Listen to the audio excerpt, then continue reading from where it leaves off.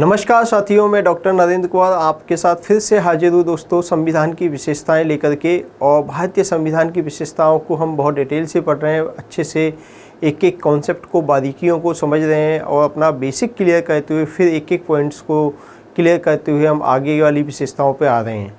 दोस्तों अब तक हम लोगों ने जो संविधान की विशेषताएँ पढ़ी हैं उनमें से हमने 6 विशेषताएँ पढ़ ली हैं। पहली, विश्व का सबसे विस्तृत संविधान। दूसरी, लिखित एवं औपचारिक संविधान, कठोरता एवं लचीलेपन का मिश्रण, संविधान के विभिन्न स्रोत, एकात्मकता की ओर झुकाव वाली संघात्मक व्यवस्था और संसदीय शासन प्रणाली। जो पिछली क्लास थी उसमें मैंने आपको बहुत डिटेल से, बहुत अच्छे तरीके से संसदीय शासन प्रणाली के बारे में बताया था। और संसदीय शासन प्रणाली ही नहीं, अध्यक्षात्मक शासन प्रणाली से इसका कंपैरिजन करके बताया था। मैंने ब्रिटेन और अमेरिका का कंपैरिजन करने के बाद में फिर भारत के संबंध में बात करी थी। दोस्तों आपने देखा होगा कि मैं भारत के संबंध में जब भी कोई बात करता हूं तो 2 आइडियल एग्जाम्पल जो यूएसए और ब्रिटेन, उनके संविधानों से तुलना करते हुए हम हर चीज़ को डिस्कस करने की कोशिश कर रहे हैं। दोस्तों अब हम आज नया एक टॉपिक ले रहे हैं दोस्तों, वो टॉपिक है संसदीय संप्रभुता एवं न्यायिक पुनरावलोकन का समन्वय। दोस्तों ये भी एक बहुत इंपॉर्टेंट टॉपिक है, ये भी बहुत बारीकियां हैं, ये कॉन्सेप्ट समझ में नहीं आता। संसदीय संप्रभुता का मतलब क्या होता है, संसदीय संप्रभुता का मतलब क्या होता है, न्यायिक पुनरावलोकन, इन दोनों में समन्वय की बात क्या आती है। दोस्तों इस पॉइंट को आज हम विशेष रूप से डिस्कस करेंगे, इसकी बारीकियां समझेंगे और मैं आपको यकीन दिलाता हूं कि ये टॉपिक जो है आपका डिस्कस करने के बाद में मेरे ख्याल से आपका पूरी तरह से क्लियर हो जाएगा। दोस्तों हम बात करें इस टॉपिक की तो सबसे पहले तो हम लोग ये जानेंगे कि इसमें जो महत्वपूर्ण बात है, एक शब्द देखा संसदीय संप्रभुता। संसदीय संप्रभुता, या हम ऐसे भी कह सकते हैं इसको, जैसे ब्रिटेन के संबंध में बात करें तो संसदीय सर्वोच्चता और न्यायिक पुनरावलोकन। दोस्तों न्यायिक पुनरावलोकन की जो अवधारणा है, ये 2 अवधारणाएं हैं। यहाँ पर बेसिकली ये दोनों बातें जो हैं, संसदीय संप्रभुता की जो कहानी है वो संसदीय संप्रभुता की कहानी संसदीय सर्वोच्चता से निकलती है। संसदीय सर्वोच्चता, संसदीय सर्वोच्चता से निकलती है। और न्यायिक पुनरावलोकन की जो अवधारणा है ये संसदीय सर्वोच्चता के स्थान पर संवैधानिक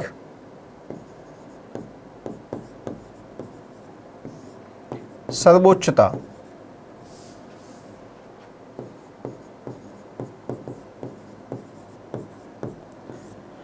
से निकलती है। यानी न्यायिक पुनरावलोकन की अवधारणा जो है ये किस पे आधारित है, संवैधानिक सर्वोच्चता पर आधारित है। और संसदीय संप्रभुता की अवधारणा जो है ये संसदीय सर्वोच्चता पर निर्भर करती है, संसदीय सर्वोच्चता से निकलती है। दोस्तों यहाँ पर बेसिक रूप से 2 कॉन्सेप्ट आ गए दोस्तों आपके सामने, एक आया संसदीय सर्वोच्चता और एक है संवैधानिक सर्वोच्चता।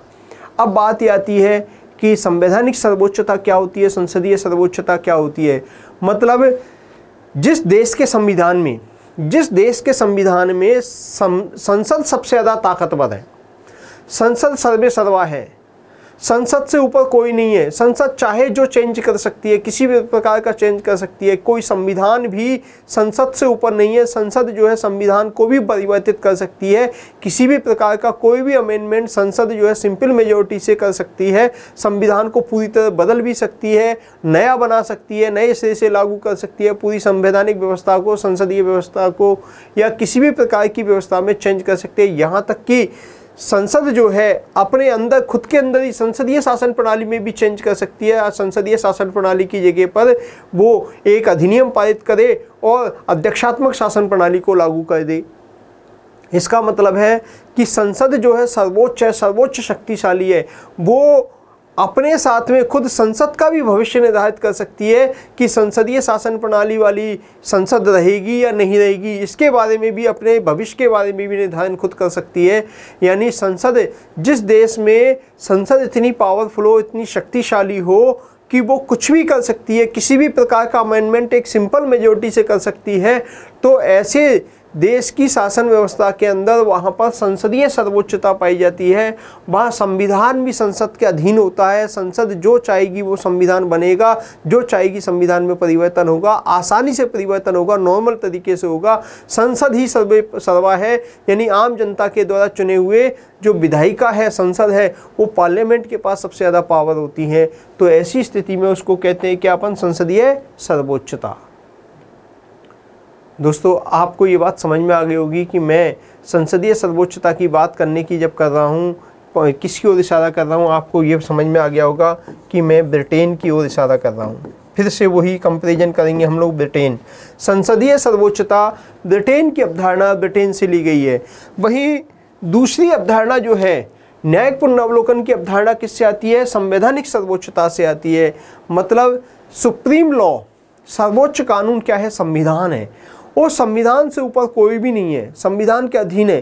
तो संविधान जो है उस संविधान के दायरे में ही न्यायपालिका आएगी, उसी के दायरे में कार्यपालिका आएगी, उसी के दायरे में व्यवस्थापिका आएगी। मतलब व्यवस्थापिका मतलब संसद भी जो है, संसद संविधान के अकॉर्डिंग ही चलेगी। संविधान के विरुद्ध संविधान में कोई चेंज करना है तो संसद को हालांकि पावर दी जा सकती है, लेकिन उसके लिए विशेष प्रक्रिया अपनानी पड़ेगी। और संसद जो है संविधान में चेंज तो कर सकती है, लेकिन पूरी तरह से उसको नष्ट नहीं कर सकती, उसको पूरी तरह समाप्त नहीं कर सकती, उसमें अमूलचूल परिवर्तन नहीं कर सकती। तो संसद जो है, संसद भी संविधान के अधीन आती है। और राष्ट्रपति, प्रधानमंत्री, उपराष्ट्रपति वगैरह जो भी हैं, जितने भी पदाधिकारी हैं, सरकारी पदाधिकारी हैं, वो सारे के सारे भी किसके अधीन आते हैं? संविधान के अधीन आते हैं। और संविधान के अधीन ही न्यायपालिका भी आती है। यानी संविधान सर्वे सर्वा है, सर्वोच्च विधि, सर्वोच्च कानून संविधान है। इस संविधान में कोई भी इससे ऊपर नहीं हो सकता, चाहे वो प्रधानमंत्री, राष्ट्रपति, विधायिका, लोकसभा अध्यक्ष वगैरह या सदस्य वगैरह कोई भी हो, न्यायपालिका, सुप्रीम कोर्ट, हाई कोर्ट वगैरह इस संविधान से ऊपर नहीं है, सब कुछ संविधान के नीचे है। अच्छा, ये यानी संवैधानिक सर्वोच्चता पाई जाती है।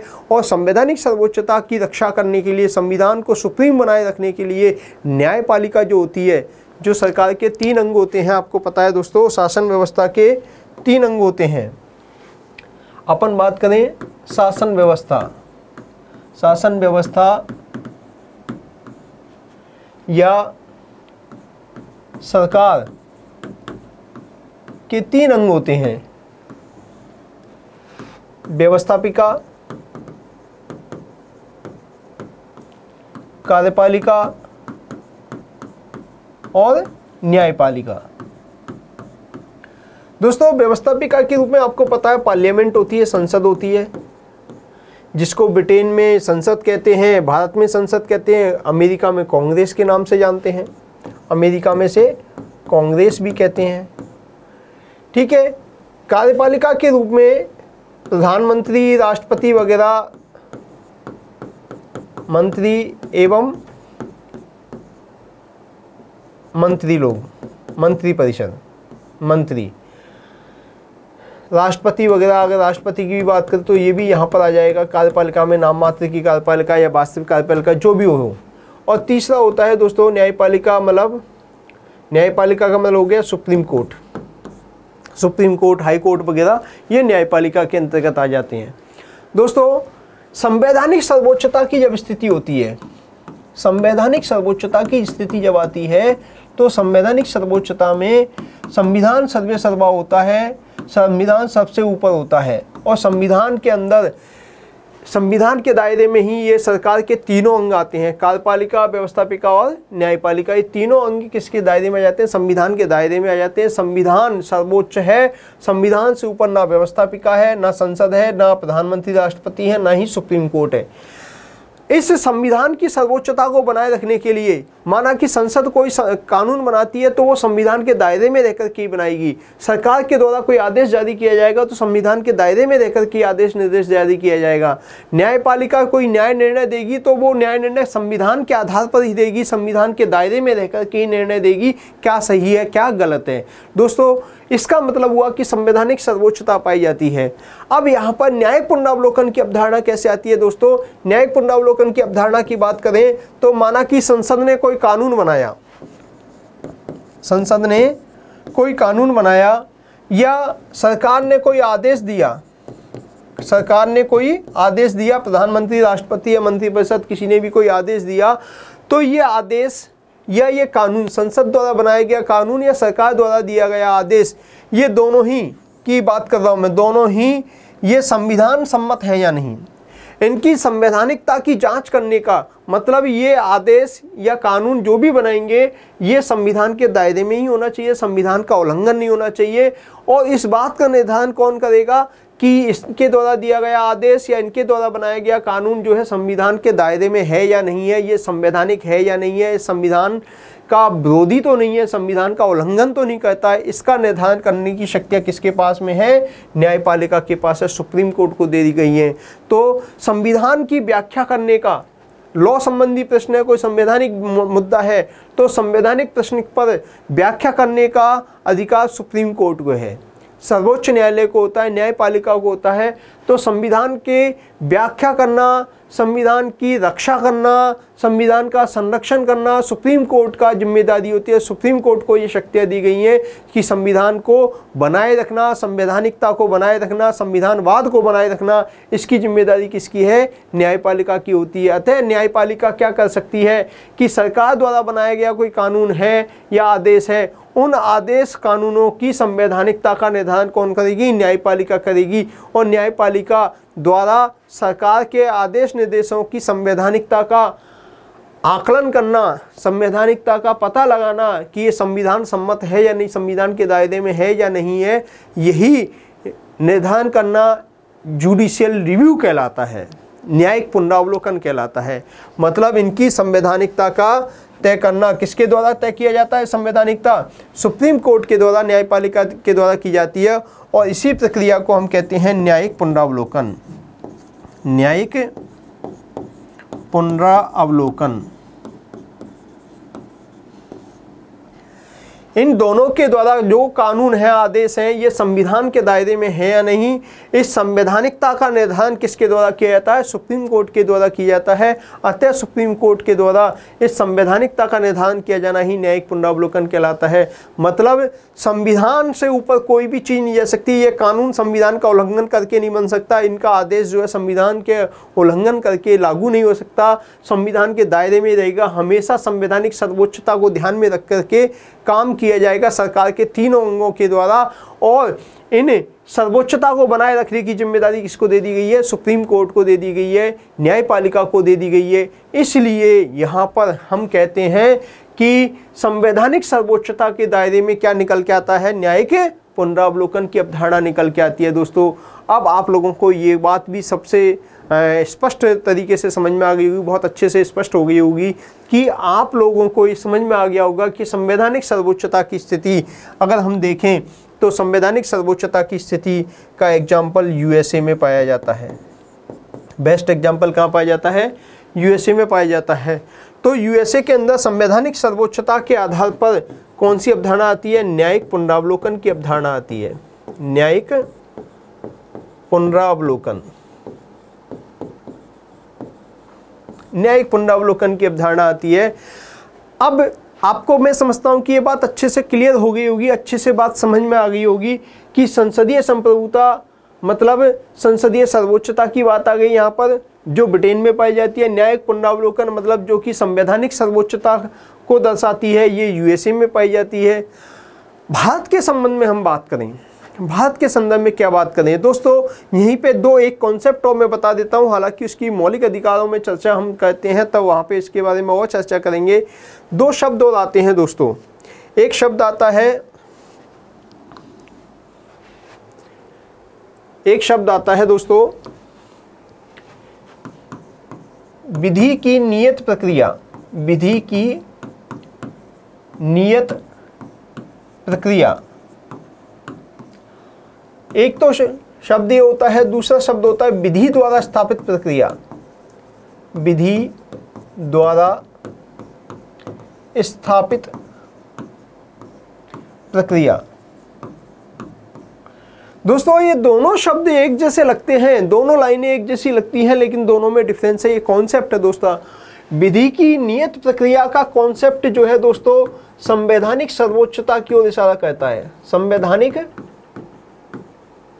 सर्वोच्चता की ओर इशारा करता है। विधि की नियत प्रक्रिया और विधि द्वारा स्थापित प्रक्रिया ये संसदीय सर्वोच्चता की ओर इशारा करता है। संसदीय सर्वोच्चता की ओर इशारा करता है दोस्तों। विधि की नियत प्रक्रिया के अंतर्गत संवैधानिक सर्वोच्चता निहित है और वहीं विधि द्वारा स्थापित प्रक्रिया के अंतर्गत संसदीय सर्वोच्चता निहित है। कैसे? विधि की नियत प्रक्रिया मतलब विधि ने जो तय कर दिया है, विधि का मतलब यहाँ पर संविधान में जो तय कर दिया गया है उससे परे कुछ नहीं हो सकता। संविधान में जो तय है उसी के अनुसार काम होगा। यहाँ विधि का सेंस क्या हो गया, यहाँ संविधान की ओर इशारा किया जा रहा है कि विधि की नियत प्रक्रिया जो पहले से नियत कर दी गई है विधि के द्वारा, मतलब संविधान के द्वारा जो विधि तय कर दी गई है उसी के अनुसार शासन चलेगा। उसमें कोई भी परिवर्तन नहीं होगा, उसमें कोई भी चेंज नहीं हो सकता, उसमें कोई भी उल्लंघन नहीं किया जा सकता, उसका विरोधाभासी कोई भी कानून पारित नहीं हो सकता, कोई भी आदेश लागू नहीं हो सकता। अगर ऐसा किया जाएगा तो विधि की नियत प्रक्रिया का अगर उल्लंघन किया जाएगा तो उस कानून या विधि जिसके द्वारा इसका उल्लंघन किया जा रहा, संविधान का उल्लंघन किया जा रहा, उसको न्यायपालिका जुडिशियल रिव्यू कर सकती है, न्यायिक पुनरावलोकन कर सकती है। इसी को संवैधानिक सर्वोच्चता से संबोधित करते हैं हम लोग। दोस्तों संवैधानिक सर्वोच्चता के अंतर्गत ही विधि की नियत प्रक्रिया लागू होती है। मतलब संविधान में जो तय कर दिया गया है, नियत कर दिया गया है, वही सर्वे सर्वा है, वही सर्वोच्च, उसका उल्लंघन नहीं किया जा सकता। यही संवैधानिक सर्वोच्चता की ओर इशारा करती है। तो विधि की नियत प्रक्रिया ये संवैधानिक सर्वोच्चता की ओर इशारा करती है। और संवैधानिक सर्वोच्चता की अवधारणा दोस्तों आपको पता है कि ये किस देश के संविधान में है, यूएसए के संविधान में है, अमेरिका के संविधान में ये बात लागू होती है। तो अमेरिका का जो संविधान है उस अमेरिका के संविधान में संवैधानिक सर्वोच्चता की स्थिति है और संवैधानिक सर्वोच्चता यूएसए में पाई जाती है। तो दूसरी बात, ये आपको विधि की नियत प्रक्रिया का कॉन्सेप्ट समझ में आ गया। नाम से समझ में आ रहा है विधि की नियत प्रक्रिया जो तय कर दिया गया, सेट कर दिया, पहले से संविधान में तय है, उसके अलावा कुछ नहीं हो सकता, उसका उल्लंघन नहीं किया जा सकता। अगर करेंगे तो उसका जुडिशियल रिव्यू किया जाएगा, उसको नल एंड वॉइड घोषित न्यायपालिका कह देगी कि ये संविधान सम्मत नहीं है। दोस्तों विधि द्वारा स्थापित प्रक्रिया, विधि द्वारा स्थापित प्रक्रिया शब्द, विधि द्वारा स्थापित प्रक्रिया मतलब संविधान में संसद को ऑथराइज कर रखा है, मतलब किसी और संस्था को ऑथराइज कर रखा है कि वो उसके मामले में कानून बना सकती है। तो विधि के दायरे में संविधान विधि द्वारा स्थापित प्रक्रिया, स्थापित प्रक्रिया मतलब संसद द्वारा जो स्थापित की गई प्रक्रिया है। मतलब यहाँ विधि का कॉन्सेप्ट जो है, जहाँ संवैधानिक विधि की बात थी, यहाँ पर संवैधानिक विधि की बात थी और यहाँ पर संसदीय विधि का कॉन्सेप्ट लिया जाता है। संसद द्वारा बनाई गई विधि, संसदीय विधि या संसदीय कानून का कॉन्सेप्ट लिया जाता है। दोस्तों संसदीय विधि यानी विधि द्वारा स्थापित प्रक्रिया, मतलब संसद द्वारा जो स्थापित प्रक्रिया है, यानी संसद द्वारा जो कानून बनाया गया है, मतलब जो पहले से तय कर दिया है, जो संविधान ने तय कर दिया उसी के अनुसार संसद ने जो कानून बनाया है उसके अकॉर्डिंग जो है कोई कानून या विधि लागू होगी, प्रक्रिया अपनाई जाएगी। उचित प्रक्रिया अपनाते हुए ही कोई कानून बनाया जा सकता है। जो विधि में संविधान में तय है उस प्रक्रिया के तहत ही संसद द्वारा एक कानून बनाया जाता तो वो ही मान्य होगा। तो यहाँ पर दूसरी बात ये आती है कि विधि द्वारा स्थापित प्रक्रिया का मतलब आप सीधे शब्दों में ये समझ सकते हैं कि ये संसदीय विधि की बात करता है। किसकी बात करता है? संसदीय विधि की बात करता है। मतलब संसद को ज़्यादा पावरफुल देता मानता है, संसदीय सर्वोच्चता की ओर इशारा करता है कि संसद ने जो विधि बना दी उचित प्रक्रिया अपनाते हुए। संसद ब्रिटेन के अंदर जैसे संसद है, वहाँ अलग से लिखित संविधान नहीं है। तो ब्रिटेन के अंदर अपन ब्रिटेन के कॉन्सेप्ट में इसको समझने की कोशिश करें। थोड़ा सा कन्फ्यूजन मुझे लगता है कि हो रहा है, चीज़ें आपको कन्फ्यूज हो जाएंगी। तो अपन ब्रिटेन के इस कॉन्सेप्ट में ही चीज़ों को समझने की कोशिश करें। तो विधि द्वारा स्थापित प्रक्रिया मतलब विधि द्वारा स्थापित प्रक्रिया, ब्रिटेन के अंदर लिखित संविधान है नहीं, संसद ने जो विधि बना दी वही अपने आप में संविधान है। लेकिन इसमें केवल एक चीज़ ध्यान रखने की है कि संसद को उचित प्रक्रिया अपनानी पड़ेगी। कानून पास करने की जो उचित प्रक्रिया है वो उचित प्रक्रिया अपना करके जो कानून संसद ने बना दिया वो ही सर्वे सर्वा है, वही अपने आप में संविधान है, उसमें कोई चेंज नहीं हो सकता। कोई भी आदेश निर्देश, कोई भी कानून तभी लागू होगा जब उस कानून को, उस आदेश निर्देश को, उचित प्रक्रिया को, विधि की उचित प्रक्रिया को या विधि द्वारा जो स्थापित प्रक्रिया है, संसद द्वारा जो बनाई गई प्रक्रिया, उसी के तहत उसको बनाया गया है, उसको लागू किया गया है। तो उसे क्या कहेंगे हम? संसदीय सर्वोच्चता के कॉन्सेप्ट में इसको समझेंगे। मतलब संसद कोई भी विधि बना सकती है और विधि बनाने की उचित प्रोसेस, प्रक्रिया को फॉलो करते हुए किसी भी प्रकार का कोई कानून बना सकती है, चेंज कर सकती है। तो हम ये कह सकते हैं सीधे शब्दों में कि विधि की नियत प्रक्रिया के अंदर संवैधानिक सर्वोच्चता निहित होती है और विधि द्वारा स्थापित प्रक्रिया के अंदर संसदीय सर्वोच्चता की ओर इशारा किया जाता है। दोस्तों, भारत में क्या स्थिति है? ये हमने कहा कि ये स्थिति कहाँ पर है? ब्रिटेन में है स्थापित प्रक्रिया। अब बात आती है कि विधि की नियत प्रक्रिया और विधि द्वारा स्थापित प्रक्रिया। हमारे संविधान के अंदर आर्टिकल 21, आर्टिकल जो 20 और 21, इनमें 20-21 के अंदर रेफरेंस लिया गया है विधि द्वारा स्थापित प्रक्रिया। विधि द्वारा स्थापित प्रक्रिया की बात की गई है हमारे संविधान के अंदर। अनुच्छेद 21 में विशेष रूप से विधि द्वारा स्थापित प्रक्रिया की बात कही गई है। तो यहाँ पर विधि द्वारा स्थापित प्रक्रिया का कॉन्सेप्ट यहाँ पर लिया गया है, यानी संसदीय सर्वोच्चता की ओर इशारा किया गया है। लेकिन दोस्तों, आर्टिकल 13 भी हमारे संविधान में है। आर्टिकल 13 क्या कहता है कि आर्टिकल 13 के अंदर संवैधानिक सर्वोच्चता की ओर इशारा किया गया है कि ऐसी कोई विधि जो कि मौलिक अधिकारों का उल्लंघन करती है, ऐसी कोई विधि जो मौलिक अधिकारों का उल्लंघन करती है, तो वो विधि मान्य नहीं होगी, वो अमान्य, नल एंड वॉइड घोषित की जाएगी। तो दोस्तों, उसका जुडिशियल रिव्यू न्यायपालिका कर सकती है। अब यहाँ पर विधि का मतलब सामान्य विधि, संसद की सामान्य विधि है या संविधान संशोधन विधि है, वो उस पर चर्चा हम लोग जब संविधान पढ़ाएंगे, जब हम लोग मौलिक अधिकार पढ़ाएंगे, तब वहाँ पे अच्छे से समझ में आएगा, चीज़ें क्लियर हो जाएंगी आप लोगों को। लेकिन अभी केवल इतना सा जान लें कि भारत में संसदीय सर्वोच्चता भी पूरी तरह से नहीं है। हमने विधि की नियत प्रक्रिया और विधि की स्थापित प्रक्रिया, इन दोनों में समन्वय स्थापित करने का प्रयास किया है। दोनों के अंदर हमने समन्वय स्थापित करने का प्रयास किया है।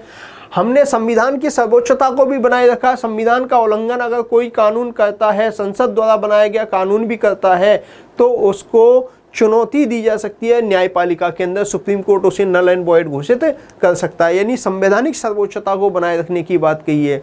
लेकिन साथ में हमने एक और काम कर रखा है, संसद को भी पावरफुल बनाया है कि संसद जो है उचित प्रक्रिया अपनाते हुए 368 में जो प्रक्रिया है उसको अपनाते हुए संविधान में संशोधन कर सकती है। मतलब संसद जो है, ब्रिटेन की संसद तो पूरा संविधान बदल सकती है, लेकिन भारत की संसद जो है पूरा संविधान तो नहीं बदल सकती, लेकिन संविधान में कोई चेंज करना है तो उचित प्रक्रिया अपनाते हुए जो 368 में प्रावधान है, 368 के प्रावधानों के तहत संविधान संशोधन करते हुए वो क्या कर सकती है, उसमें चेंज कर सकती है।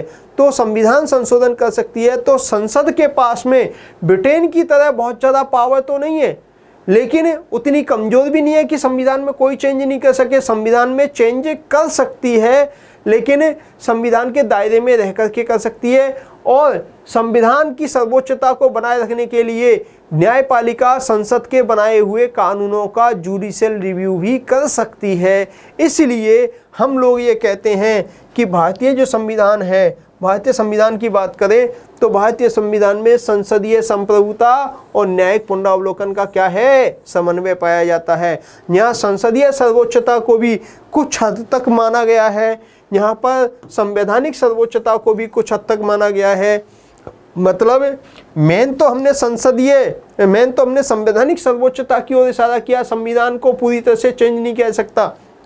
दोस्तों, आपको ये भी पता है 1973 में केशवानंद भारती बनाम केरल राज्य का मामला आया था। उससे पहले तो ये पता ही नहीं था कि पूरे संविधान में भी न्यायपालिका 368, पूरे संविधान में संसद अनुच्छेद 368 को अपनाते हुए संशोधन कर सकती है या नहीं कर सकती। लेकिन अब 1973 के बाद में केशवानंद भारती बनाम केरल राज्य के बाद में 13 जजों की संवैधानिक पीठ ने ये फैसला दे दिया, विशेष बहुमत से फैसला दे दिया कि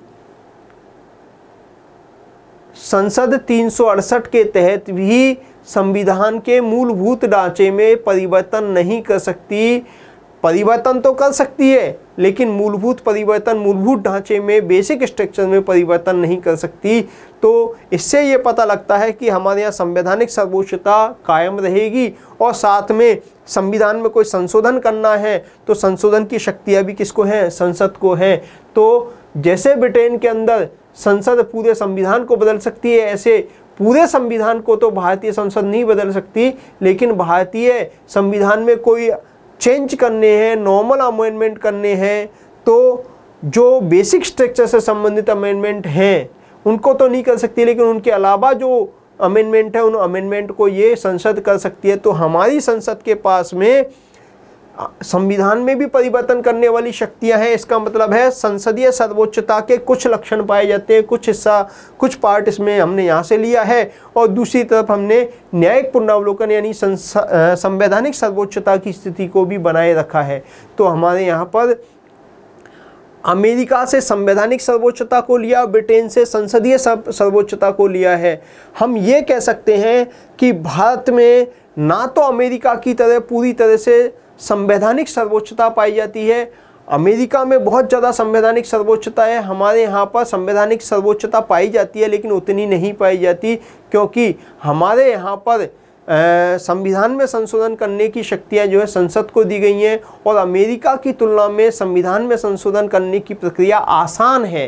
अमेरिका के अंदर भी वहाँ की कांग्रेस के पास पावर तो है, लेकिन वहाँ बहुत मुश्किल प्रक्रिया अपनाई जाती है। संसद को, वहाँ की कांग्रेस को बहुत मुश्किल तरीके से ही संशोधन करने की पावर है। यही कारण है वहाँ 27 ही संशोधन हुए हैं। तो वहाँ पर संवैधानिक सर्वोच्चता की स्थिति अमेरिका में बहुत ज़्यादा है, वहाँ की तुलना में भारत के अंदर संवैधानिक सर्वोच्चता की स्थिति कम है, कम पाई जाती है, कमतर है थोड़ी सी, क्योंकि यहाँ पर संसद के पास संविधान में संशोधन करने की शक्तियाँ अमेरिका की तुलना में ज़्यादा आसान है, ज़्यादा लचीले हैं। अमेरिका का संविधान ज़्यादा कठोर है, हमारा संविधान उसकी तुलना में थोड़ा लचीला है। यानी संसद जो है तुलनात्मक रूप से ज़्यादा आसानी से संविधान में संशोधन कर सकती है, लेकिन पूरे संविधान में संशोधन संसद नहीं कर सकती, मूलभूत स्ट्रक्चर में परिवर्तन नहीं कर सकती। यही कारण है कि संवैधानिक सर्वोच्चता हमारे यहाँ पर पाई जाती है। और वहीं दूसरी बात जो हम करें दोस्तों यहाँ पर, वो दूसरी बात यह है कि संसद जो ब्रिटेन की संसद है पूरी तरह से संविधान में कोई भी किसी भी तरह का चेंज कर सकती है। जितनी संसदीय सर्वोच्चता ब्रिटेन में पाई जाती है उतनी हमारे यहाँ नहीं पाई जाती।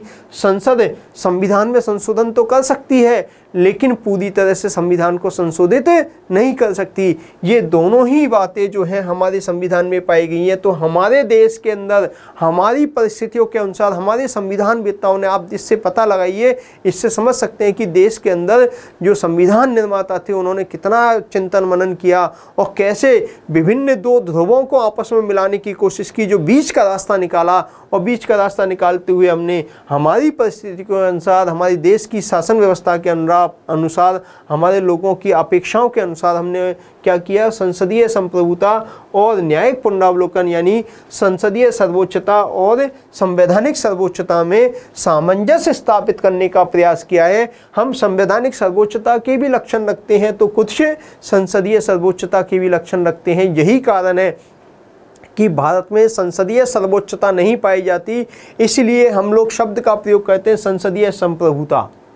संप्रभुता शब्द का मतलब क्या हुआ, सॉवरेंटी, एक अपने मामले में डिसीजन लेने के मामले। संप्रभुता का मतलब होता है दोस्तों देश में, अपने देश या राज्य की सीमाओं में जो निर्णय लिए जाते हैं। हमारी संसद संप्रभु है, मतलब अपने मामलों में स्वयं ही निर्णय ले सकती है, किसी बाह्य दबाव में निर्णय नहीं लेती और आंतरिक दबाव में भी निर्णय नहीं लेती। वो संविधान में जो प्रक्रिया है उसके तहत अपने आप निर्णय ले लेती है। संसद को हमने संप्रभु बनाया है, ताकतवर बनाया है, कमजोर नहीं बनाया है हमने। हालांकि ये बात सही है कि ब्रिटेन की संसद की तुलना में हमारी संसद उतनी पावरफुल नहीं है, लेकिन हमने हमारे देश की परिस्थितियों के अनुसार संसद को बहुत ज़्यादा कमज़ोर भी नहीं बनाया है, संसद को बहुत पावर दी है, शक्तियाँ दी हैं। संसद अपने आप में काफ़ी संप्रभुता रखती है। देश के भविष्य का निर्णय लेने में वो किसी भी बाह्य या आंतरिक दबाव में या नियंत्रण में काम नहीं करती है, स्वतंत्र रूप से निर्णय लेती है।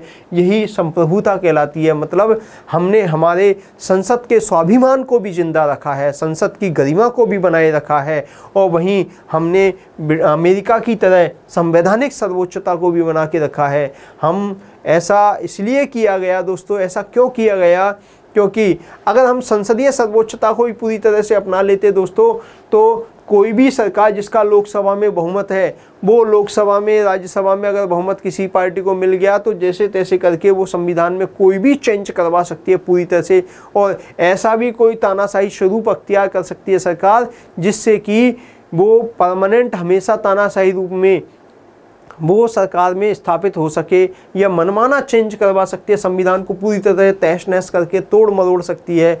ऐसी संभावनाओं को समाप्त करने के लिए ही हमने संवैधानिक सर्वोच्चता को भी बनाए रखा, और संविधान में मूलभूत परिवर्तन नहीं किए जा सकते। संविधान में परिवर्तन तो किए जा सकते, ये परिवर्तन की जो अवधारणा है, चेंज करने की अवधारणा है, संसद को दी गई है, लेकिन ये शक्तियाँ जो संसद को दी गई हैं ये सीमित मात्रा में है, कुछ लिमिटेशंस के साथ है कि ये मूलभूत ढांचे में चेंज मत करो। यानी सरकार जो है, कोई भी सरकार आए और लोकसभा में जिसका बहुत बहुमत है, वो संसद में अगर बहुमत रखती है लोकसभा राज्यसभा में, तो वो संविधान में चेंज तो करवा सकती है, लेकिन पूरी तरह से संविधान को अपने अकॉर्डिंग तोड़ मरोड़ नहीं सकती, उसमें पूरी तरह से चेंज नहीं करवा सकती। इसलिए इस बात को यहाँ पर बनाए रखा गया कि संवैधानिक सर्वोच्चता रहनी चाहिए, साथ में संसदीय संप्रभुता भी बनी रहनी चाहिए, संसदीय गरिमा भी बनी रहनी चाहिए।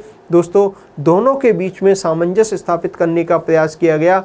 आप कहेंगे कि सर संसदीय संप्रभुता की फिर आवश्यकता क्या थी, संवैधानिक सर्वोच्चता को ही अपना लेते।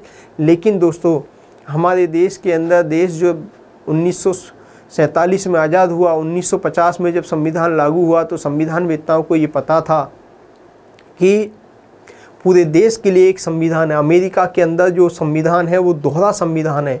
अमेरिका में संवैधानिक सर्वोच्चता पाई जाती है, तो सेंट्रल गवर्नमेंट के पास में जो सेंट्रल संविधान है उसमें 7 ही अनुच्छेद हैं, बाकी की सब अधिकांश बातें जो है राज्यों के संविधान में है। और राज्यों के संविधान में राज्य अपने आप विकास की दृष्टि से आवश्यकताओं के अनुसार, परिस्थिति के अनुसार कभी भी चेंज कर सकते हैं, लेकिन इसमें चेंज करने में मुश्किल होगी, टफ होगा।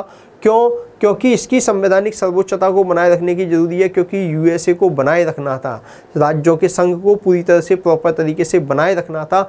इसलिए यहाँ पर ऐसा कर सकते हैं। वहाँ के अमेरिका के संविधान में संशोधन करने की शक्तियाँ बहुत टफ बना दी गई, बहुत मुश्किल से होता है, और राज्यों के संविधानों में संशोधन आसानी से हो सकता है। तो विकास संबंधी जो विषय थे या डेवलपमेंट संबंधी विषय थे, वो सारे के सारे विषय सेंट्रल गवर्नमेंट के पास नहीं होकर के वो राज्यों के पास में है। इसलिए राज्यों के मामले में, विकास संबंधी मामले में अगर कोई संविधानिक अड़चन आती है तो राज्यों के संविधान में किसी भी तरीके से आसानी से संशोधन कर सकते हैं। लेकिन यहाँ पर चूँकि विकासात्मक विषय जो अधिकांश विषय हैं वो राज्यों को सौंप दिए गए, राज्यों के संविधान में आसानी से परिवर्तन हो सकता है, तो यहाँ पर इसमें संशोधन करने की जटिल व्यवस्था को अपनाया गया ताकि इसमें आसानी से चेंज ना हो सके। और इसलिए यहाँ पर संवैधानिक सर्वोच्चता को माना गया अमेरिका के अंदर। जबकि हमारे देश की बात करें, हमारे देश के अंदर ब्रिटेन में भी एक ही संविधान है, पूरा छोटा सा देश है, वहीं से संविधान चलता है, तो वहाँ की संसद जो कानून बना देती है वही संविधान हो जाता है, तो उसमें तो कभी भी कैसे भी सामान्य तरीके से चेंज हो जाता है। लेकिन भारत के संबंध में जो हमने अपनाया, भारतीय संविधान वेत्ताओं ने संविधान को भी बनाए रखने की बात की ताकि कोई तानाशाही सत्ता ना हो सके। और दूसरी बात ये थी कि हमारे देश के अंदर विकासात्मक गतिविधियां रुक ना सकें, चूँकि पूरे देश का संविधान एक ही है। राज्यों का संविधान अलग अलग होता है, राज्यों को विकासात्मक विषय सारे के सारे राज्यों को दे देते अमेरिका की तरह, तो भारत के जो मेन संविधान है, भारत सरकार का जो संविधान है, सेंट्रल वाला जो संविधान है, अगर ऐसा अलग होता और राज्यों का अलग होता भारत में भी, तो इसको कठोर बनाया जा सकता था, संवैधानिक सर्वोच्चता लागू की जा सकती थी। लेकिन यहाँ पर जो राज्य हैं, भारत के अंदर राज्य और केंद्र दोनों के लिए एक ही संविधान है। और देश में विकास के दौर में भारत जब आज़ाद हुआ था तो विकास की असीमित संभावनाएं थी। तो संविधान का कोई प्रावधान देश के विकास में, लोगों के भविष्य को निर्धारण करने में ये मुश्किलें पैदा ना करे, एक अड़चन पैदा नहीं करें। इसके लिए समय समय पर जब भी आवश्यकताओं परिस्थिति के अनुसार संविधान में संशोधन करने की आवश्यकता पड़े तो ऐसी स्थिति में 368 के तहत संविधान में संशोधन किया जा सकता है। ये शक्तियाँ किसको दे दी? संसद को दे दी। इसलिए हमने संसदीय संप्रभुता यानी संसदीय सर्वोच्चता के कुछ लक्षण हमने यहाँ पे प्राप्त किए और संवैधानिक सर्वोच्चता को भी बनाए रखा ताकि कोई भी तानाशाही सत्ता संविधान को पूरी तरह तहस नहस ना कर सके, तानाशाही सत्ता ना आ सके। दोस्तों, संवैधानिक शासन बना रहे, संवैधानिक सर्वोच्चता बनी रहे, इसके लिए हमने अमेरिका के संविधान की संवैधानिक सर्वोच्चता और जुडिशियल रिव्यू को भी ले लिया और हमने यहाँ पर क्या ले लिया? संसदीय संप्रभुता, संसदीय सर्वोच्चता के लक्षण को भी ले लिया। मतलब हम लोग आवश्यकता के अनुसार एकदम संवैधानिक सर्वोच्चता भी बनाए रखे हैं और आवश्यकता के अनुसार जब विकासात्मक कार्यों में कहीं संवैधानिक अड़चन आ रही है तो संविधान में संशोधन करके उस अड़चन को भी दूर किया जा सकता है, जिससे कि देश निरंतर तरक्की की ओर, विकास की ओर आगे बढ़ सके। तो ये सारी बातें जो हैं दोस्तों, मैं समझता हूँ कि आपको समझ में आ गया होगा। संसदीय संप्रभुता एवं न्यायिक पुनरावलोकन का समन्वय। दोस्तों, आपको ये पॉइंट मैं समझता हूँ कि अच्छे से क्लियर हुआ होगा कि संसदीय संप्रभुता क्या होती है और न्यायिक पुनरावलोकन क्या होता है, इन दोनों के बीच में समन्वय क्या है। दोस्तों, ये बात अगर समझ में आई है तो विधि की नियत प्रक्रिया और विधि द्वारा स्थापित प्रक्रिया का कॉन्सेप्ट भी समझ में आ गया होगा। विधि की नियत प्रक्रिया में संवैधानिक सर्वोच्चता का भाव छुपा हुआ होता है और विधि द्वारा स्थापित प्रक्रिया में संसदीय सर्वोच्चता का भाव छुपा हुआ होता है। तो भारत में संवैधानिक सर्वोच्चता यानी विधि की नियत प्रक्रिया के भी लक्षण पाए जाते हैं और संसद द्वारा स्थापित प्रक्रिया के या विधि द्वारा स्थापित प्रक्रिया के लक्षण भी पाए जाते हैं। मैं समझता हूँ कि आप लोगों को ये स्थिति समझ में आ गई होगी। भारत जो है, मैंने स्टार्टिंग में आपको दोस्तों ये बात बताई थी, समझाया था कि भारत ने किसी देश का अंधानुकरण नहीं किया, किसी देश के संविधान का अंधानुकरण नहीं किया। भारतीय संविधान में इतना बड़े विद्वान थे, बड़े ज्ञानी ध्यानी लोग थे, उन्होंने हर चीज़ पे बहुत गहराई से विश्लेषण किया, भारतीय परिस्थितियों का एनालिसिस किया, उसके अकॉर्डिंग हमारे देश में क्या होना चाहिए, अच्छाई बुराई, बहुत सारी चीज़ों को उन्होंने देखा। अब आज आम आदमी जो है बहुत आसानी से कहता है हमारा तो संविधान ही बेकार है, हमारे देश का तो संविधान ही बेकार है। मैं बहुत बचपन से बहुत सारे लोगों से आलोचनाएँ सुनता हूँ, कहते हैं भारतीय संविधान तो वकीलों का स्वर्ग है। वकीलों का स्वर्ग अच्छी बात है, वकीलों का स्वर्ग कहना अच्छी बात है। यहाँ डिबेट गुंजाइश है, डिबेट के लिए, तर्क वितर्क करने के लिए गुंजाइश है, यहाँ चेंज करने की भी गुंजाइश है। कोई भी चीज़ स्टैटिक हो जाए पूरी तरह से तो वो देश नष्ट हो जाता है, देश की विकास अवरुद्ध हो जाता है, देश की शासन व्यवस्था, वो पूरे देश की शासन व्यवस्था कहीं ना कहीं समाज के शासन के लिए, वो शासन व्यवस्था देश के समाज के विकास के लिए अवरोधक का काम करती है। तो ऐसी स्थिति में कभी भी संविधान स्टैटिक नहीं होना चाहिए, संविधान डायनेमिक भी होना चाहिए और डायनेमिकता के लिए तर्क वितर्क की गुंजाइश हमेशा ज़रूर होती है, हमेशा मौजूद रहनी चाहिए। और मैं मानता हूँ कि भारतीय संविधान में तर्क वितर्क करने की गुंजाइश मौजूद है। भारतीय संविधान के अंदर, भारतीय संविधान में समय के साथ में कठोरता भी है और परिस्थिति के अनुसार लचीला भी है। तो दोनों ही चीज़ें पाई जाती है, दोनों ही मिश्रण हमारे यहाँ पाया जाता है। हमारे यहाँ संसदीय सर्वोच्चता, हमने कहा था कि बीणा के तारों को इतना भी मत कसो कोई बीणा बजे ही नहीं, और बीणा के तारों को इतना लूज भी मत छोड़ो कि वो बीणा बजे ही नहीं, और बीणा के तारों को इतना भी मत कसो कि बीणा बजने से पहले ही तार टूट जाएं। तो ये जो बात मैंने आपको कही थी, यानी प्रॉपर सामंजस्य होना चाहिए, प्रॉपर उचित मात्रा में वो टाइट भी होने चाहिए और उचित मात्रा में वो लूज भी होने चाहिए। वही कॉन्सेप्ट हमने यहाँ पे अपनाया है। दोस्तों, पूरे संविधान में यही अवधारणा, जो मध्यम मार्ग की अवधारणा है, ये मध्यम मार्ग की अवधारणा आपको दिखाई देगी, इसके अंदर पूरी तरह से आपको समझ में आएगी, चीज़ें स्पष्ट हो जाएंगी, क्लियर हो जाएंगी। दोस्तों अब हम लोगों ने संसदीय संप्रभुता और न्यायिक पुनरावलोकन के समन्वय की अवधारणा को स्पष्ट कर लिया है, समझ लिया है, और विधि द्वारा स्थापित प्रक्रिया या विधि की नियत प्रक्रिया, इसको मैं आप लोगों को जब मौलिक अधिकार पढ़ाऊंगा तो वहाँ पे उसके बारे में और चर्चा करूँगा और डिटेल में बात करूँगा, तो वहाँ पे और अच्छे से क्लियर हो जाएगी। दोस्तों अब हम लोग एक और नई बात लेके चलते हैं। दोस्तों आगे बढ़ते हैं, नई विशेषताओं पे बात करते हैं, वो है धर्मनिरपेक्षता।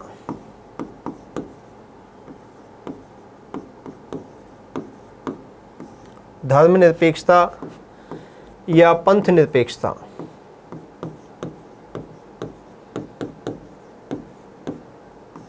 धर्मनिरपेक्षता या पंथ निरपेक्षता। दोस्तों धर्मनिरपेक्षता या पंथ निरपेक्षता भारतीय संविधान में कौन सा शब्द है? बेसिकली हिंदी में तो धर्मनिरपेक्षता शब्द दिख जाएगा या पंथ निरपेक्षता भी दिख जाएगा। बहुत सारी किताबों में, बुक्स में धर्मनिरपेक्ष या पंथ निरपेक्ष दोनों ही शब्दों का प्रयोग किया गया है, लेकिन एक्चुअल में इंग्लिश शब्द जो है, इसके लिए इंग्लिश शब्द पे ध्यान देना है। दोनों ही के लिए एक ही शब्द का प्रयोग किया गया है, सेकुलर। सेकुलरिज्म, धर्मनिरपेक्ष या पंथ निरपेक्ष की अवधारणा। दोस्तों सेकुलरिज्म को आप हिंदी में पंथ निरपेक्ष भी कह सकते हैं और धर्मनिरपेक्ष भी कह सकते हैं। धर्मनिरपेक्षता की जो अवधारणा है, पंथ निरपेक्षता की जो अवधारणा है, नो डाउट हम इस बात से डिनाई नहीं करते, इस बात को हम मानते हैं कि धर्मनिरपेक्षता या पंथ निरपेक्षता की अवधारणा हमने कहाँ से ली है? हमने ये अवधारणा जो है अमेरिका से ली है। पंथ निरपेक्षता या धर्मनिरपेक्षता की अवधारणा जो है हमने कहाँ से ली है? अमेरिका से ली है। दोस्तों 42वें संविधान संशोधन के द्वारा, 42वें संविधान संशोधन के द्वारा ये भी फैक्ट है जो आप सब जानते हैं, आप लोग अच्छे से इस चीज़ को समझते हैं कि 42वें संविधान संशोधन के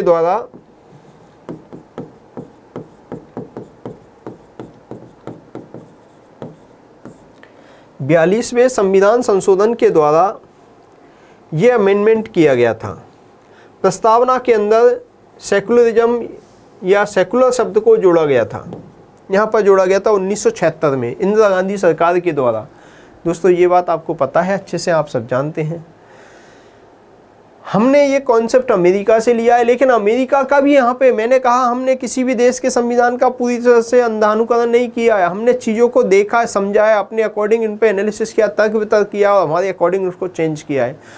अब आपको बताता हूँ कि अमेरिका का जो धर्मनिरपेक्षता है और भारत में हिंदी में इसके लिए जो सही शब्द यूज होता है वो है पंथ निरपेक्षता। हालांकि किताबें धर्मनिरपेक्षता भी लिखती हैं, पंथ निरपेक्षता लिखती है, दोनों बातें ठीक है, लेकिन मैं कहता हूं कि जो इसके लिए सही शब्द है भारतीय संविधान के अंदर पंथ निरपेक्ष शब्द जो है, एग्जैक्ट उचित शब्द जो है भारत के लिए क्या है? पंथ निरपेक्षता शब्द है हिंदी के अंदर। क्योंकि भारत का सेकुलरिज्म अमेरिका के सेकुलरिज्म से थोड़ा सा अलग है, थोड़ा सा भिन्न है। अमेरिका का सेकुलरिज्म यानी धर्मनिरपेक्षता का कॉन्सेप्ट क्या कहता है? अमेरिका का धर्मनिरपेक्षता का कॉन्सेप्ट है वहाँ का नकारात्मक सेंस में है। राज्य धार्मिक रूप से तटस्थ रहेगा, राज्य का अपना कोई धर्म नहीं होगा, ये अच्छी बात है, यहाँ तक हम भी सहमत हैं। चूंकि अमेरिका के अंदर ईसाइयत को ज़्यादा मानते हैं, चर्च की पूजा, चर्च के जो सिद्धांत, चर्च की जो बातें हैं उनको ज़्यादातर फॉलो किया जाता है अमेरिका के अंदर। अब तो अमेरिका में विभिन्न धर्मों के लोग, बहुत सारे लोग रहते हैं। अमेरिका एक विकसित देश है, अमेरिका की स्थिति अलग है, तो वहाँ धर्मनिरपेक्षता नकारात्मक सेंस में है। वहाँ नकारात्मक सेंस में कैसे है कि जैसे मान लीजिए कि मैं अमेरिका हूँ, मैं राज्य हूँ, मैं सरकार हूँ, तो सरकार का या राज्य का कोई धर्म नहीं होगा, धार्मिक रूप से तटस्थ है। मैं धर्म, मेरी नज़र में सभी धर्म समान है, सभी धर्मों के अनुयायी जो हैं समान है। मतलब राज्य या सरकार की नज़र में जितने भी लोग जो से अमेरिकी राज्य के अंदर, अमेरिकी राज्यों के अंदर जितने भी विभिन्न धर्मों के लोग रहते हैं वो अपने अपने धर्मों को मानो, पूजा पाठ करो, किसी भी तरह की कोई धार्मिक अनुष्ठान कर्मकांड करो, कोई दिक्कत नहीं है, लेकिन लॉ एंड ऑर्डर मेंटेन रहना चाहिए, कानून व्यवस्था को नुकसान नहीं पहुंचना चाहिए, सौहार्द जो है वो बना रहना चाहिए। आप सौहार्द पूर्ण वातावरण में अपनी धार्मिक अभिव्यक्ति कर सकते हो। राज्य आपके मामलों में हस्तक्षेप नहीं करेगा, किसी को रोकेगा नहीं, टोकेगा नहीं, किसी को किसी तरह की मदद नहीं देगा, ना ही आप लोगों से धार्मिक आधार पर किसी प्रकार का कोई भेदभाव करेगा। मतलब राज्य धार्मिक रूप से तटस्थ होगा, राज्य का अपना कोई धर्म नहीं है, राज्य धार्मिक रूप से निरपेक्ष है, राज्य तटस्थ भाव से रहेगा, लेकिन केवल इतनी सी निगरानी करेगा कि आप अपने धर्मों को मानने के लिए, धार्मिक अभिव्यक्ति के लिए जनता जो है स्वतंत्र है। लेकिन वो जनता जो है अगर लॉ एंड ऑर्डर को कहीं नुकसान पहुंचाएगी तो राज्य को हस्तक्षेप करना ही पड़ेगा, तब वो कानून व्यवस्था को मेंटेन रखने के लिए हस्तक्षेप करेगा। अन्यथा हम लोग यानी राज्य या सरकार किसी भी के भी मामले में, धार्मिक मामले में हस्तक्षेप नहीं करेगी। अगर समाज का कोई अमीर व्यक्ति है तो वो बहुत स्टैंडर्ड तरीके से धार्मिक अभिव्यक्ति करता है, वो कर ले।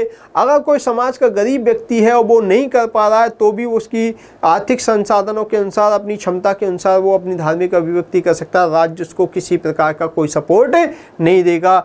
यानी धर्म के आधार पर किसी को कोई सब्सिडी दी जाए या कोई धार्मिक कर लगाया जाए या किसी तरह की कोई धार्मिक सहायता दी जाए, धर्म के आधार पर सहायता दी जाए, इस तरह का काम राज्य नहीं करेगा।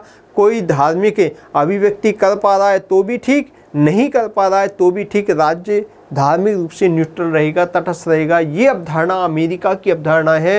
राज्य जो है धार्मिक रूप से तटस्थ रहेगा, धार्मिक मामलों में, आम जनता के धार्मिक मामलों में वो हस्तक्षेप नहीं करेगा, चाहे आप धर्म की अभिव्यक्ति कर पाएँ या ना कर पाएँ। ये आपकी स्वतंत्रता है, आपको पूरी तरह से राज्य की ओर से स्वतंत्रता दी गई है कि आप अपने धर्मों की या धर्म के मामलों की अभिव्यक्ति कर सकते हैं। दोस्तों, भारत के संबंध में थोड़ा सा यहाँ डिफरेंट बात है, यहाँ पर थोड़ा सा कॉन्सेप्ट अलग है। भारत के संबंध में जहाँ अमेरिका धार्मिक रूप से तटस्थ है, भारत भी धार्मिक रूप से तटस्थ है। अमेरिका में भी धार्मिक राज्य का कोई धर्म नहीं है, ऐसे ही भारत में भी राज्य का अपना कोई धर्म नहीं है। भारत एक धर्मनिरपेक्ष राज्य है। लेकिन जहाँ अमेरिका धर्म का, किसी धर्म का संरक्षण नहीं करता, किसी धर्म के साथ भेदभाव नहीं करता, भारत भी किसी धर्म के साथ भेदभाव नहीं करेगा। किसी भी धर्म का अमेरिका संरक्षण नहीं करता, किसी को बढ़ावा देता नहीं है या किसी भी धर्म के लिए आगे बढ़ने के लिए मदद नहीं करता, किसी को सब्सिडी नहीं देता। लेकिन भारत यहाँ पे डिफरेंट है। भारत की स्थिति यहाँ डिफरेंट ये है कि भारत सरकार जो है धर्म का समान संरक्षण करती है, सभी धर्मों का समान संरक्षण करती है। राज्य का अपना धर्म नहीं होगा, राज्य धार्मिक आधार पर भेदभाव नहीं करेगा, ये भी बात सही है। लेकिन राज्य जो है धार्मिक मामलों से पूरी तरह से वैसे तो तटस्थ रहेगा एक आम आदमी की स्थिति में, लेकिन पूरी तरह से जब समाज के अंदर जितने भी धर्मों के अनुयायी हैं उन सभी धर्मों के साथ में समान रूप से संरक्षक के रूप में भी काम करेगा। समाज के अंदर आपको पता है बहुत सारे लोग ऐसे होते हैं, जैसे अपन बात करें कि कोई हिंदू है तो हिंदू के लिए कैलाश मानसरोवर की यात्रा की जाती है, तो कैलाश मानसरोवर की यात्रा पे सरकार हिंदू धर्म या तीर्थ यात्राओं के करने के लिए, चार धाम की यात्राओं के लिए सब्सिडी देती है, सरकार व्यवस्थाएं करवाती है। वहीं कोई हज करना चाहता है मुसलमान, तो मुसलमान जो सक्षम है वो तो पैसा लेगा ही लेगा, उसके पास तो वो तो कर आएगा। लेकिन समाज के बहुत सारे गरीब लोग ऐसे भी हैं जो हज नहीं कर सकते लेकिन हज करना चाहते हैं, आर्थिक कारणों से नहीं कर सकते। तो ऐसी स्थिति में राज्य जो है, सरकार जो है, उनको क्या करेगी, आर्थिक मदद देगी, सब्सिडी देगी कि आप हज करने जाइए, हम आपको आर्थिक मदद देंगे। मतलब राज्य धार्मिक रूप से पूरी तरह से तटस्थ नहीं है। भारत के अंदर राज्य लोगों को संरक्षण भी प्रदान करता है। भारत का धार्मिक निरपेक्षता सकारात्मक सेंस में है, अमेरिका की धर्मनिरपेक्षता केवल नकारात्मक सेंस में थी। मतलब हमारी तरफ से तो आप अभिव्यक्ति कर पाएँ चाहे नहीं कर पाएँ, हम लोग तो तटस्थ हैं पूरी तरह से। लेकिन भारत के संदर्भ में ऐसा नहीं है। भारत के संदर्भ में सभी राज्यों को, सभी राज्य के सभी धर्मों को समान संरक्षण दिया जाएगा, भेदभाव तो नहीं किया जाएगा, संरक्षण दिया जाएगा, लेकिन सभी धर्मों को आगे बढ़ाने के प्रयास किए जाएंगे। अगर किसी तरह की कोई सहायता चाहिए तो सहायता सरकार जब देगी तो सभी धर्मों को बढ़ावा देने के लिए सहायता देगी। तो यहाँ भारतीय पंथ निरपेक्षता, भारतीय सेकुलरिज्म जो है, अमेरिकी धर्मनिरपेक्षता यानी अमेरिकी सेकुलरिज्म से थोड़ा सा डिफरेंट है। यानी वहाँ नकारात्मक सेंस में है अमेरिका में, और यहाँ पर धर्मनिरपेक्षता कैसी है, सकारात्मक सेंस में है। सभी राज्यों सभी धर्मों का समान संरक्षण करने की बात हमारे यहाँ पर लिखी हुई है, जो कि अमेरिकी संविधान से थोड़ी सी अलग है। तो दोस्तों मैं समझता हूँ कि आप लोगों को ये बात भी अच्छे से समझ में आ गई होगी। दोस्तों हमारे संविधान के अंदर आर्टिकल 14 विधि के समक्ष समानता, मतलब किसी के साथ कोई भेदभाव नहीं। आर्टिकल 15 धर्म, जाति, लिंग आदि के आधार पर किसी के साथ कोई भेदभाव नहीं किया जाएगा, जन्म स्थान वगैरह के आधार पर। तो उसमें धर्म शब्द आ गया। सरकारी नौकरियों में आर्टिकल 16 के अंदर सरकारी नौकरियों में भेदभाव नहीं किया जाएगा। इसी तरह से आर्टिकल 25, 26, 27, 28 जो है धार्मिक स्वतंत्रता का अधिकार जिसमें दे रखा है, ये सारे के सारे पंथ निरपेक्षता को दर्शाते हैं, भारत की सेकुलरिज्म को दर्शाते हैं। ये सारे के सारे आर्टिकल जो हैं भारतीय संविधान में धर्म निरपेक्षता को प्रतिपादित करते हैं, पंथ निरपेक्षता को यहाँ पर प्रतिपादित करते हैं दोस्तों। और मूल संविधान में पंथ निरपेक्ष शब्द का प्रयोग नहीं था, धर्मनिरपेक्ष या सेकुलरिज्म शब्द का प्रयोग नहीं था। 42वें संविधान संशोधन के द्वारा 1976 में 1976 में इसमें पंथ निरपेक्षता या धर्म निरपेक्षता के कॉन्सेप्ट को भी शामिल कर लिया गया। दोस्तों मैं समझता हूँ कि आप लोगों को पंथ निरपेक्षता या धर्म निरपेक्षता का कॉन्सेप्ट भी समझ में आ गया होगा। अब हम लोग दोस्तों बाकी की बातें जो है कुछ और भी बिंदु हैं विशेषताओं के, जो मेन बिंदु थे जिनमें कॉन्सेप्चुअल गहराइयाँ थी, बारीकियाँ थी, वो बारीकियाँ मैंने आपको बता दी हैं दोस्तों। ये सारी की सारी पॉइंट्स जो हैं मेनली जिनमें टाइम लगना था वो ये है। अब आगे के जो पॉइंट्स आएंगे आप लोगों के, उनमें इतना ज़्यादा टाइम नहीं लगेगा, फैक्चुअल इन्फॉर्मेशन है या उनको अलग से टॉपिक आएंगे तब वहाँ पर डिटेल से पढ़ेंगे, तो उनकी चर्चा हम वहाँ पर कर लेंगे दोस्तों। तो आज की क्लास में दोस्तों यहीं पे समाप्त करता हूँ। हम लोग फिर से नेक्स्ट क्लास में मिलेंगे नेक्स्ट विशेषता लेकर के, और 1 या 2 क्लास में हम अगली 2-1 क्लास के अंदर हम लोग इसको कंप्लीट कर लेंगे। संविधान की विशेषताएं हमारी अच्छे से क्लियर हो जाएंगी दोस्तों। मैं समझता हूँ कि मेरे क्लासेस संवैधानिक विशेषताओं की पॉलिटी संबंधी जो क्लासेज हैं आपको अच्छे से समझ में आ रही होंगी, कॉन्सेप्ट क्लियरिटी हो रही होगी। साथ में एक काम और कीजिएगा दोस्तों, NCERT की जो बुक्स हैं पॉलिटिकल साइंस में या जहाँ भी कहीं आप जो भी बुक पढ़ते हैं, चाहे आप लक्ष्मीकांत पढ़ें, चाहे DD बसु पढ़ें, चाहे BK शर्मा पढ़ें, जो भी बुक आप पढ़ते हैं उस बुक से भी इन कॉन्सेप्ट को साथ के साथ पढ़ते चलिएगा, अच्छे से आपको समझ में आ जाएगा। मैं आप लोगों को PDF जो नोट्स उपलब्ध करवा रहा हूँ उनको भी पढ़िएगा, उनमें ये सारी बातें लिखी हैं, सिंपल लैंग्वेज में मैंने लिखा रखी है, आपके लिए उपयोगी होंगी दोस्तों। आज की क्लास हम समाप्त करते हैं, तब तक के लिए नमस्कार, धन्यवाद।